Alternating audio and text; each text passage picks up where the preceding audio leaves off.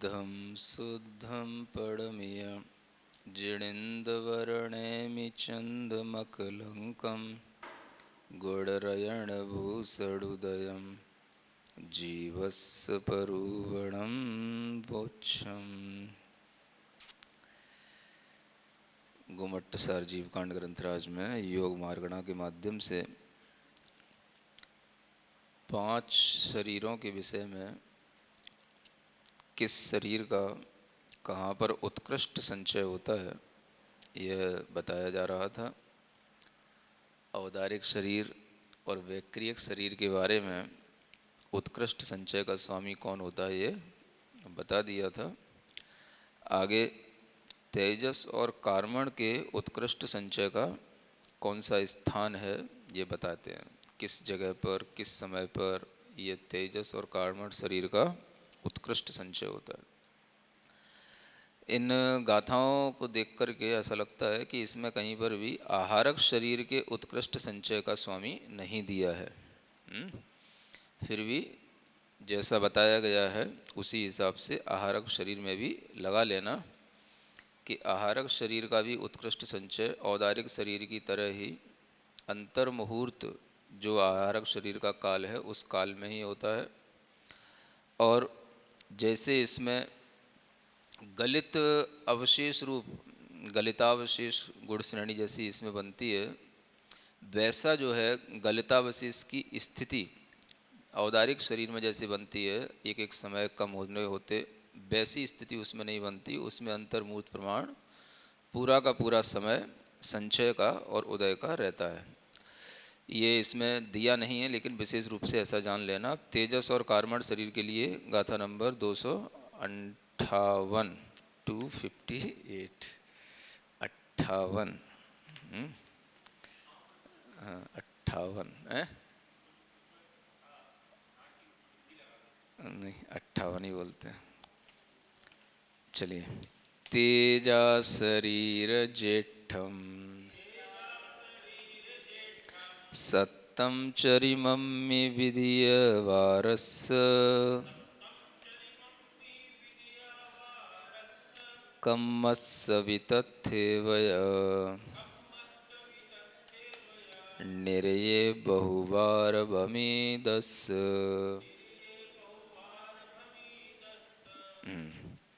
तेजा शरीर जेठम, तेजस शरीर का ज्येष्ठ माने उत्कृष्ट। सत्तम यानी कि 7वें नरक में, चरम में चरम समय में, विधीय वारस जो दूसरी बार 7वें नरक में उत्पन्न होता है उस जीव के लिए तेजस शरीर का उत्कृष्ट संचय चरम समय में होता है। कम्मस्वी और कार्मण शरीर का भी तथ्य वहीं पर होता है, माने निरीय माने नरक में ही होता है, लेकिन बहुबार भमिदस्य बहुत बार भ्रमण करने के बाद में जो नरक में 7वें नरक में उत्पन्न होता है उसके लिए होता है। अब यहाँ पर ये सामान्य से कथन है लेकिन विशेष रूप से समझने के लिए तेजस शरीर का जो उत्कृष्ट संचय का स्वामी होता है तो उसमें 2 बार उसे नरक में पहुंचाया जाता है ना। एक बार कोई भी पूर्व कोटि की आयु वाला कोई भी जीव है ना, पूर्व कोटि की जो आयु होती है उस जीव को स्वामी बना करके वह पहले नरक में जाएगा, वह नरक में उसी सप्तम नरक में जाएगा। वहाँ से निकलने के बाद में ये नियम होता है, एक सप्तम नरक से निकलने वाला जीव त्रियंशी बनता है तो वह त्रियंश बनेगा पूर्व कोटि की आयु वाला, फिर से वो नरक में जाएगा और वह नरक में जाने के बाद तो इस तरह से वह उत्कृष्ट संचय कर लेता है तेजस शरीर का। जो तेजस शरीर की स्थिति है 66 सागर प्रमाण, इसका वह उत्कृष्ट संचय वह कर लेता है। और इस संचय करते हुए जो प्रक्रिया है ना योग स्थानों की वृद्धि की, जैसे औदारिक आदि शरीर के लिए बताई थी, वैसे ही नरक में उत्पन्न होने वाले जीव के साथ भी लगा लेना, प्रारंभ की प्रक्रिया और अंत की प्रक्रिया। इतना विशेष है कि औदारिक आदि शरीर में तो संक्लेश का अभाव बताया गया था, लेकिन यहाँ पर संक्लेश परिणाम के साथ ही वो जो है उत्कृष्ट जो है इस तेजस शरीर का वह बंद करता है और इसका उत्कर्षण भी जो है संक्लेशों के माध्यम से ही किया करता है। तो तेजस शरीर का यह उत्कृष्ट संचय करने के लिए यह स्वामी बताया गया। और कार्मण शरीर का संचय करने वाले जीव के लिए भी ये कहा जाता है कि बहुत बार जो पहले नरकों में जा चुका हो और इस तरह से भ्रमण करने के बाद में अंत में फिर से जब वो नरक में पहुंच करके अंतिम समय में स्थित होता है तो उसके लिए कार्मण शरीर का उत्कृष्ट संचय होता है। तो इस तरह से सभी शरीरों के विषय में बताने के बाद में अब यहाँ पर संख्या निरूपणा यहाँ से अब प्रारंभ होती है। तो आगे की लगभग 11 गाथाएं हैं जिनमें यह संख्या के माध्यम से अब हम थोड़ा सा जीवों की कितनी संख्या कहाँ पर कैसे बनती ये पढ़ते हैं। बादर पुण्ना तेऊ सगरासीये असंख भाग मिदा विक्रिय सत्यजुत्ता पल्ला संख्यजया वाऊ।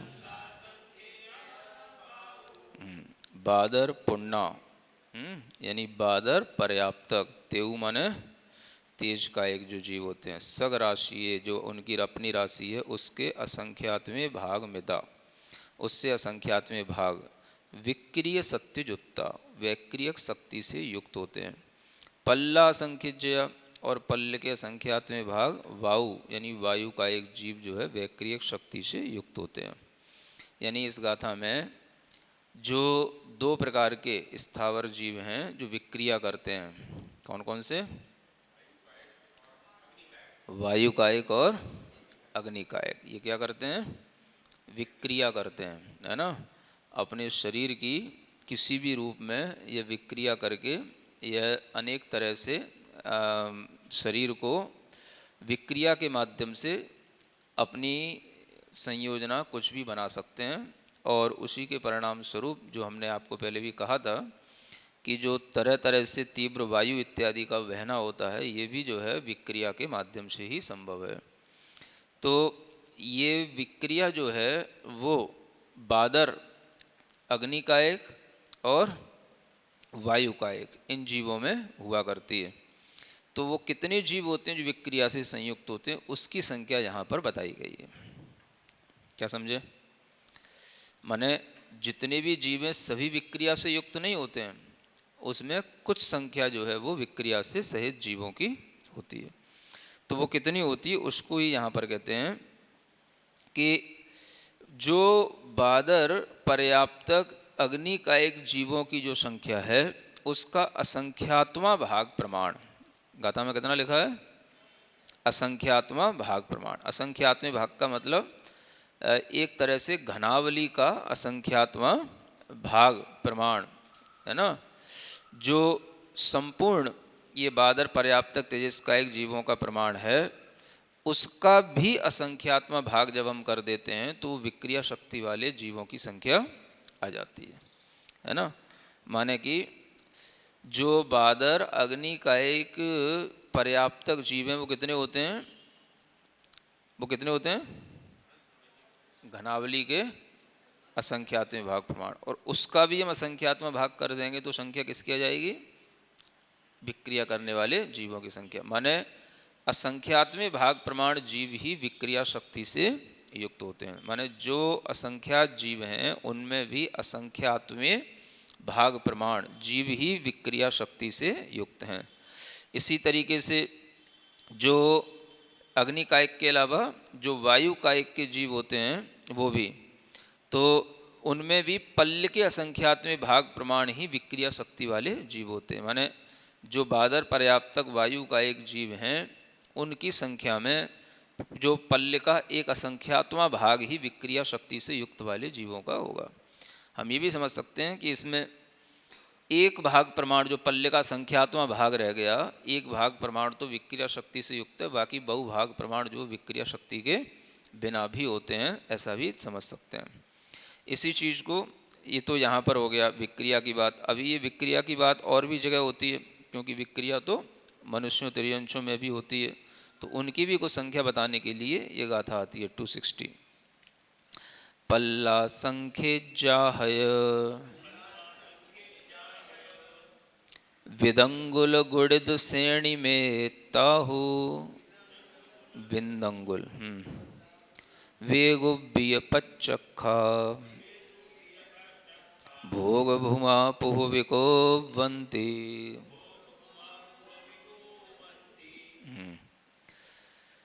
क्या कहते हैं? पल्ल के असंख्यातवें भाग से अभ्यस्त गुणित घनांगुल को जगत श्रेणी, घनांगुल गुणित श्रेणी में था, उस घनांगुल को जगत श्रेणी के साथ में जब गुणा करेंगे तो जो प्राप्ति होगी, जो लब्ध आएगा, उतना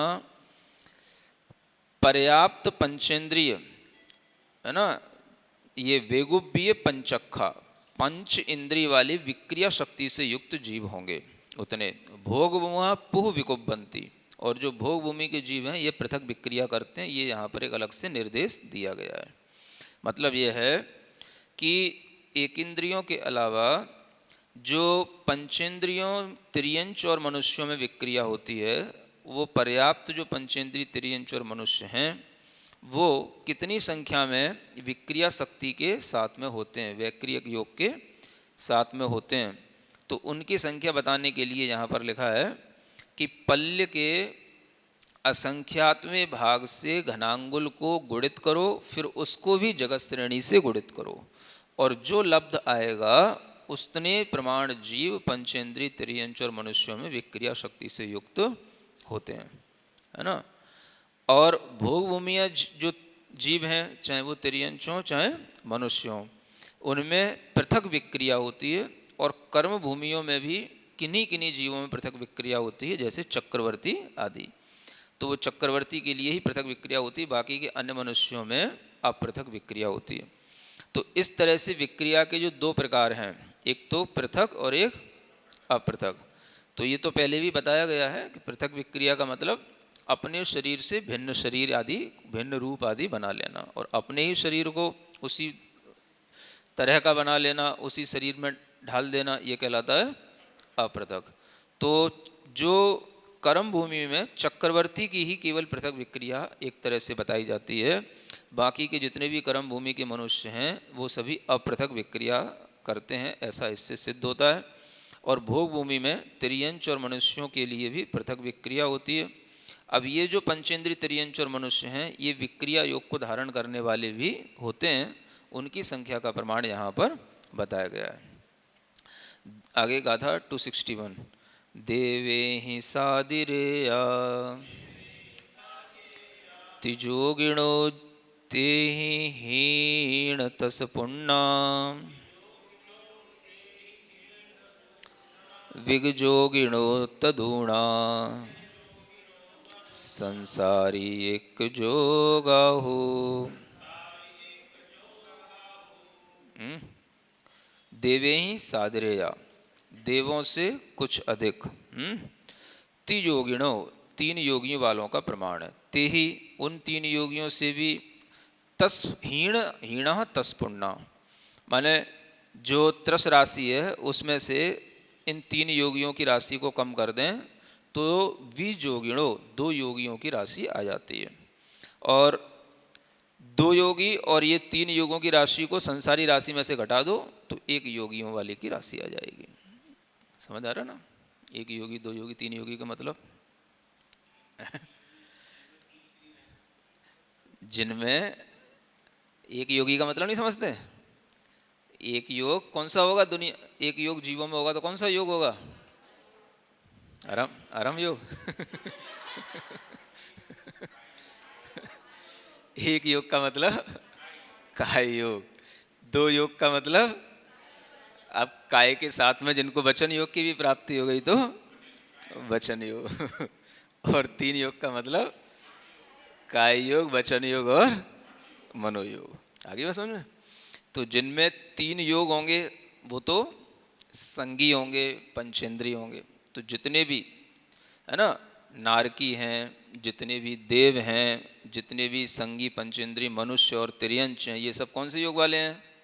ये तीनों योग वाले हैं, है ना। दो इंद्रिय से लेकर के असंगी पंचेंद्रिय पर्यंत तक के जीव दो योग वाले हैं। कौन कौन से?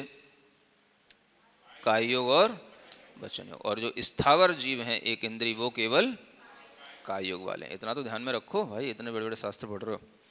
तो क्या कहते हैं यहाँ उनकी संख्या बताई जा रही है, माने 3 योग वाले जीव कितने हैं, 2 योग वाले कितने हैं, 1 योग वाले कितने। तो एक गाथा में तीनों योगियों की संख्या बता दी गई है। कैसे? अब देखो, देवों से कुछ अधिक 3 योगियों का प्रमाण है ना। मतलब ये तो आपको पहले भी बताया था कि किसी को याद है देवों में कौन से देव सबसे ज्यादा होते हैं? देवों में कौन से देवों की संख्या सबसे ज्यादा है? 4 प्रकार के देव होते हैं ना, भवनवासी, व्यंतर, ज्योतिषी और वैमानिक। संख्या किसकी सबसे ज्यादा है? सभी असंख्यात होते हैं, तो सबसे ज्यादा संख्या किसकी होती है? ज्योतिषी देवों की होती है। किनकी होती है? ज्योतिषी देवों की होती है। तो यहाँ पर जो ये लिखा है कि देवों से कुछ अधिक 3 योगी वाले हैं, है ना। तो मतलब ये है कि जो नारकी हैं, बाकी के बचे हुए जो देव हैं, संगी, पंचेंद्री, त्रियंच और मनुष्य हैं, इनका इनकी जितनी संख्या, जितना प्रमाण है ना, उतना ही ये समझ लो 3 योगी वालों का प्रमाण है। क्योंकि ये देवों से कुछ अधिक हो गए। तो कौन से देवों से कुछ अधिक हो गए, है ना। तो सबसे ज़्यादा तो ज्योतिषी देवों की संख्या है, लेकिन हम सामान्य से यहाँ पर जो ये लिखा हुआ है कि देवों से कुछ अधिक 3 योगियों का प्रमाण है। तो कौन कौन से 3 योगी वालों का प्रमाण है? तो ये जो नारकी और वो जो देव बचे रह गए हैं ज्योतिषी देवों के अलावा, और वो जो संगी, पंचेंद्री, त्रियंच और पर्याप्त मनुष्य, इन सब का जितना प्रमाण आ जाएगा वो ये सब 3 योगियों का प्रमाण है ना। नहीं, काउंट तो सबको किया है। मतलब सामान्य से जो देवों की संख्या है उससे भी कुछ अधिक, है ना। देवों की जो संख्या है उससे भी कुछ अधिक 3 योगियों वाले जीवों की संख्या है, तो वो तो हो ही जाएगी। क्योंकि देवों के साथ साथ कुछ अधिक में कौन आ गए? जो नारकी बचे रह गए, जो त्रियंच मनुष्य बचे रह गए, वो सब आ ही गए उसमें। तो यही संख्या उनके साथ जुड़ जाएगी, तो वो तीनों योगियों की संख्या आ जाएगी। फिर त्रस योगियों में से 3 योगी वालों का प्रमाण घटा दो। अब त्रस योगी में त्रस राशि जो होती है, त्रस राशि में से तो त्रस राशि तो 2 इंद्रिय से लेकर के पूरी पंचेंद्री तक की है। अब उसमें हमने 3 योगी वाले जीव घटा दिए, तो बाकी सब 2 योगी वाले जीव रह गए त्रस राशि में, है ना। तो इस तरीके से 2 योगी वाले की संख्या निकल आई। और संसार राशि जो है वो तो उसमें सभी आ गई, 1 इंद्री, 2 इंद्री, पंचेंद्री सभी आ गए। तो संसार राशि में से 3 योगी वाले और 2 योगी वाले संख्यों की जीवों की संख्या घटा दोगे तो वो 1 योगी वाले आ जाएंगे, केवल स्थावर काय योगी जीवों की संख्या निकल आएगी। इस तरह से इनके लिए यह संख्या निकालने का प्रमाण बताया। अब ये तो हो गया योगों में जो 1 योगी, 2 योगी, इस तरीके से। अब विशेष रूप से जो मनोयोग और वचन योग आदि की बात है उसके लिए आगे की कुछ गाथाएं आ रही हैं। अंतो मुहूर्तमेत्ता चौमण जोगा कमेण संख गुणा तज्जोगो सामण्णम चौवच जोगा तदोदु संख गुणा। क्या कहते हैं? अंतो मुहूर्त मेत्ता, अंतर मुहूर्त मात्र ये जो है क्या है? चौमण जोगा, जो 4 मनोयोगियों का जो काल है यहाँ वो बताया जा रहा है। और वो भी क्रमेण संख गुणा, वह क्रम से संख्यात गुणा अधिक होता है। तज्जोगो सामान्यम, उनका भी योग कर दोगे, जोड़ दोगे तो सामान्य का काल आ जाएगा। चौवच जोगा, और फिर उस 4 वचन योग का काल भी उससे भी संख्यात गुणा आ जाता है। क्या मतलब हुआ? 4 प्रकार के मनोयोग होते हैं, सत्य मनोयोग, असत्य मनोयोग, उभय और अनुभय मनोयोग। तो इन 4 मनोयोगों में प्रत्येक का काल यद्यपि अंतर मुहूर्त है, सभी मनोयोग अंतर मुहूर्त काल के लिए होते हैं, लेकिन फिर भी यहाँ ये बताया जा रहा है कि इन 4 मनोयोगों में आगे आगे का जो काल है इसी क्रम में सत्य से असत्य का, असत्य से उभय का, उभय से अनुभय का, ये कैसा? संख्यात गुणा बढ़ता हुआ होता है ना। मतलब कि सत्य मनोयोग का काल कम है, उससे भी संख्यात गुणा काल असत्य मनोयोग का होता है, उससे भी संख्यात गुणा अधिक उभय का, और उससे भी संख्यात गुणा अधिक अनुभय का होता है ना। अगर ऐसे मान के चलो कि जैसे संख्यात का प्रमाण मान लो 4 है ना, तो सत्य का मान लो एक काल है, एक अंतर मुहूर्त जो है वो सत्य का काल है, सत्य मनोयोग का काल है। तो अब हमें सत्य से असत्य का निकालना है, तो अगर एक अंतर मुहूर्त है तो वो चार अंतर मुहूर्त हो गया। संख्यात गुणा का मतलब क्या होगा, माना अगर हम संख्यात गुणा को एक फिक्स कर लें कि वो 4 है, संख्यात गुणा का मतलब क्या हो गया 4। अगर ऐसा मान के चल लें गुणकार उसका 4 है, तो सत्य मनोयोग का काल तो एक अंतर मुहूर्त होगा, तो असत्य का हो जाएगा 4 अंतर मुहूर्त, है ना। उभय का हो जाएगा 16 अंतर मुहूर्त, उससे भी संख्यात गुणा 4 चौको 16, और फिर उससे भी संख्यात गुणा 64 अंतर मुहूर्त अनुभय का काल होगा। तो मतलब जो योग बनते हैं इन योगों में भी ये काल का इस तरीके से डिफरेंस है ना। मतलब कि मनोयोग में भी सभी मनोयोगों में एक समान काल नहीं है। सत्य में चिंतन, सत्य में स्थिति थोड़ी देर रहती है। इससे क्या सिद्ध होता है, सत्य मनोयोग का काल कब सबसे कम है ना, और अनुभव का सबसे ज़्यादा है। अब वही फिर इसमें लिखा है कि अब ये तो चारों का हो गया, फिर एक सामान्य भी होता है। तो इन्हीं चारों को जो था है ना, इनको जब हमने जोड़ दिया तो वो सामान्य जो है मनोयोग का काल आ जाएगा। ठीक है, तो इन सबको जब जोड़ दोगे तो कितना हो जाएगा, मतलब 1, 4, 16 और 64, इन सबको जोड़ोगे तो 16, 4, 20, 64, 84 और 1, 85, है ना। ऐसे करके कितना हो गया, ये 85, ये अंतर मुहूर्त हो गया। ये सबका टोटल काल ये सामान्य काल कहलाता है। एक सामान्य मनोयोग भी होता है ना। तो सामान्य का काल ये 85 हो गया, ऐसे समझ के चलना। सामान्य में सब में जो गर्भित हो गया वो सामान्य हो गया, है ना। तो ऐसे सामान्य का काल हो गया। इसी तरीके से फिर आचार्य कहते हैं आगे, चौवच जोगा तदोहु संख गुणा, और जो वचन योग के काल हैं वो भी उससे भी संख्यात गुणे हैं, है ना। तो वचन योग में भी 4 वचन योग हैं, सत्य है, असत्य है, उभय है और अनुभय है। तो इन वचन योग का काल भी आपको क्रम से निकालना है। तो इसी में जो है जो 85 आया, अब इसी में जो है आप 4 का गुणा कर दोगे, तो वो जो संख्या आएगी 85 में 4 का गुणा करने से वो कितना, वो किसका हो गया, सत्य वचन योग का काल हो गया, है ना। 85 में 16 से गुणा कर दोगे तो वो असत्य वचन योग का काल हो गया। फिर उसमें 85 में 64 का गुणा कर दोगे तो उभय वचन योग का काल हो जाएगा, और उसमें 85 में 256 का गुणा कर दोगे तो वो अनुभय वचन योग का काल हो जाएगा, है ना। और सबको जोड़ दोगे तो जो जोड़ने से जो समय आएगा, वो जो काल आएगा वो सामान्य से सभी वचन योग का काल हो जाएगा। तो ऐसे करके ये काल निकाले जाते हैं। इसी के आगे एक और गाथा है, तज्जोगो सामन्नम काओ संखाहदो तिजोगम में सब समास विभजिदम सग सग गुण संगड़े हुत सग राशि। कहते हैं तज्जोगो, उसको भी हमने जोड़ दिया तो वो सामान्यम माने वचन योग का एक सामान्य काल आ जाता है ना।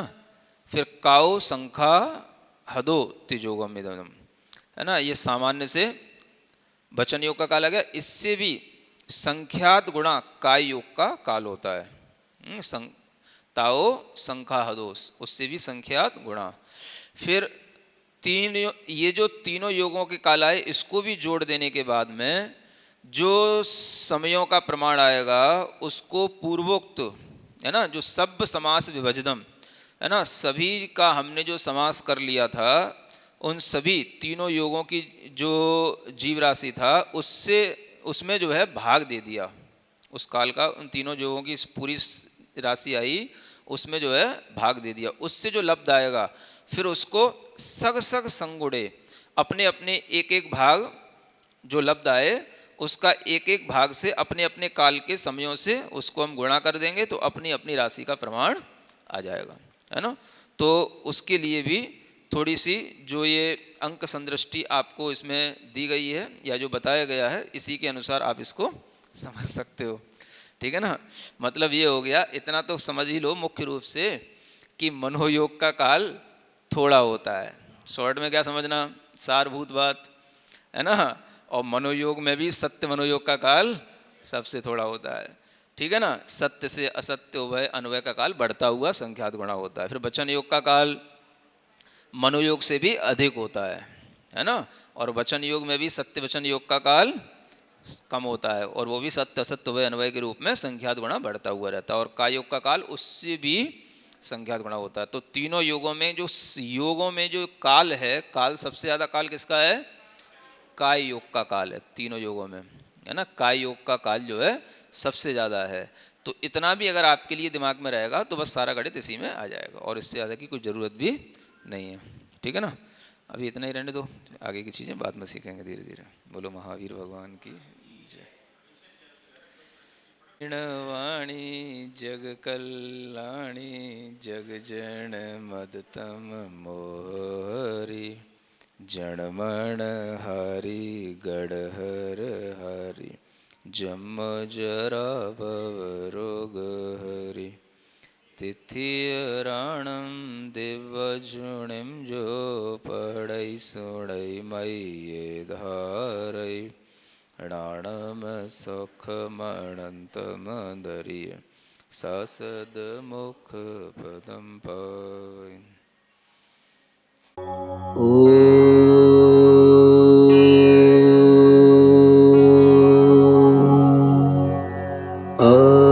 अर्हं नमः।